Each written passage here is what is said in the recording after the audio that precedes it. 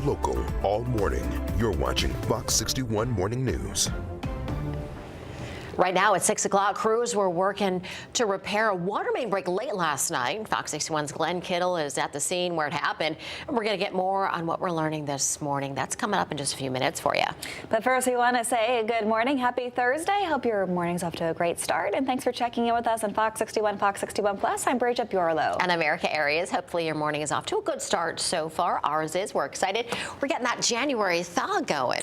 Yeah, it's going to be a nice day overall. I am looking forward to today. I've been waiting for it all week. We started off in the 20s. We're going to get up into the 40s this afternoon, and a beautiful January day with lots of sun to go along with those warmer numbers. Satellite and radar picture now showing a mostly quiet sky. There could be a few clouds streaming in, but I think a lot of us are starlit this morning. But with numbers that are close to, if not below freezing, a little bit colder than this time yesterday, watch those on-ramps, off-ramps, and untreated surfaces this morning as they may be a bit slick. 28 degrees in Groton, 30 in Norwich, 37 in New Haven now, and 32 up towards Torrington. Wind speeds are fine. They're not adding too much to what it feels like outside this morning. So plan for the upper 20s and low 30s for the kids at the bus stop. But by the afternoon, I'm sure a lot of them will be leaving school without their jackets. So make sure they bring it home. 43 degrees by lunchtime and partly cloudy for after school plans. Temperature wise, 46 in Naugatuck, 45 in Hartford, 46 today in Brantford. We'll sit in the mid 40s really no matter where you are across the state. Next 3 days or so feature an opportunity for some rain both Friday and Saturday.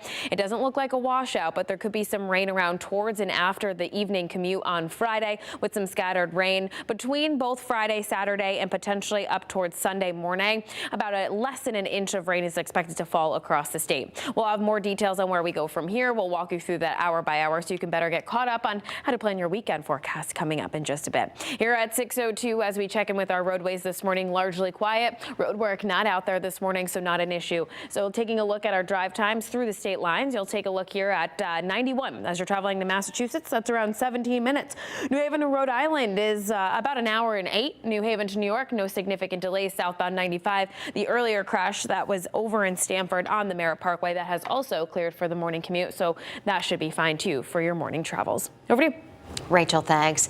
Developing this morning, we are continuing to follow a shooting out of Minneapolis. A 37-year-old woman was shot and killed by an ICE agent during a federal immigration operation. Fox 61's Priscilla Meza is in studio breaking down exactly what happened. And Priscilla, much of it is captured on video, right?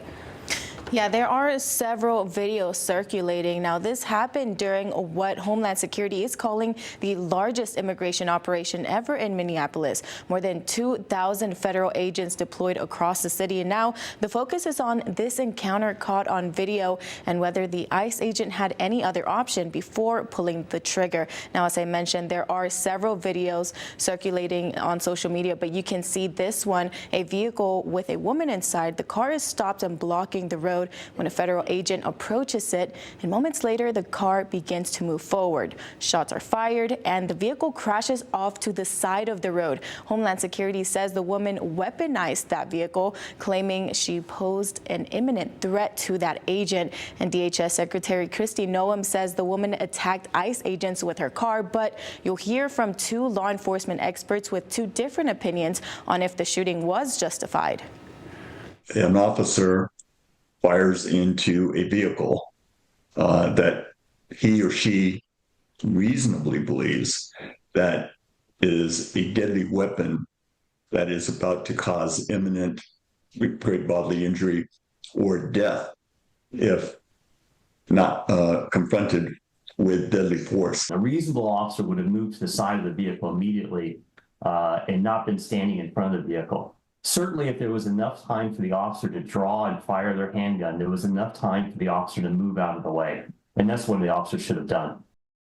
Now, the Minneapolis police chief says there's no indication the woman was the target of any law enforcement investigation.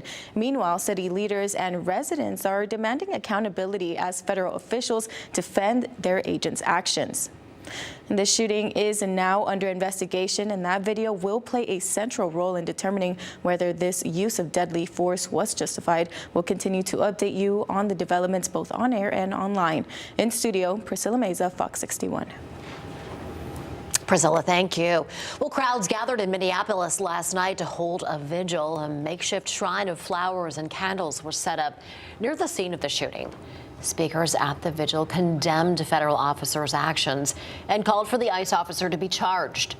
The shooting happened just blocks from where George Floyd was killed in 2020. And later today, a protest will take place in Hartford. Dare to Struggle will be holding the protest at the Hartford ICE field office. It will take place at 3 p.m. There's another one happening in New Haven today. A protest against ICE will happen in the Elm City, taking place at the New Haven courthouse at 4 p.m. Well, by the end of this month, Velo Airlines will no longer do deportation flights for ICE. They've been doing them since last April at the Arizona base.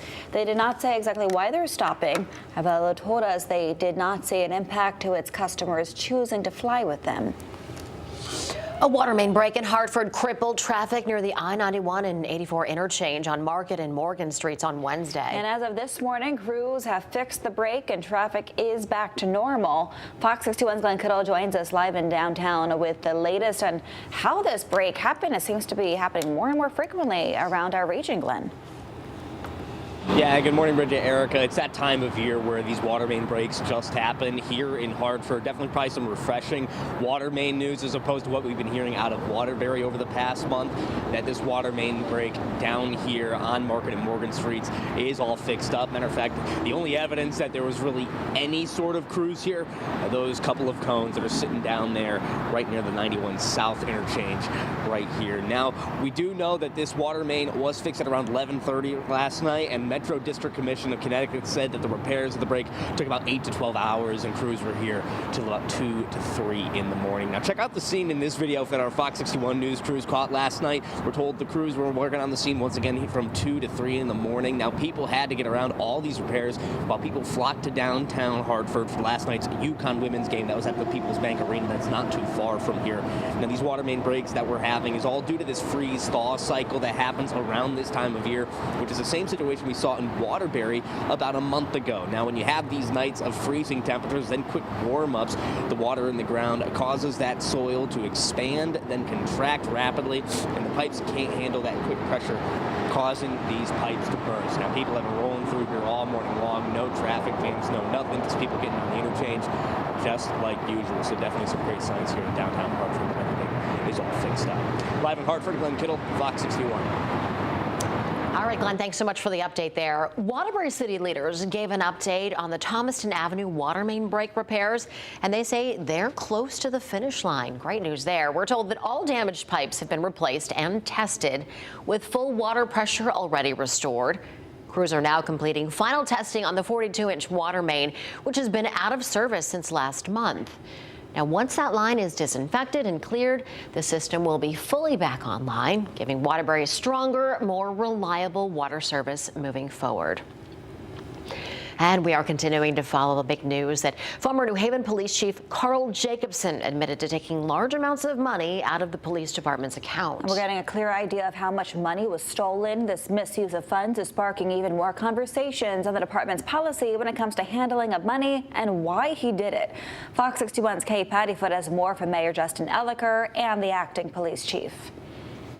Mayor Elliker said former police chief Jacobson admitted to taking $10,000 from the informant bank account.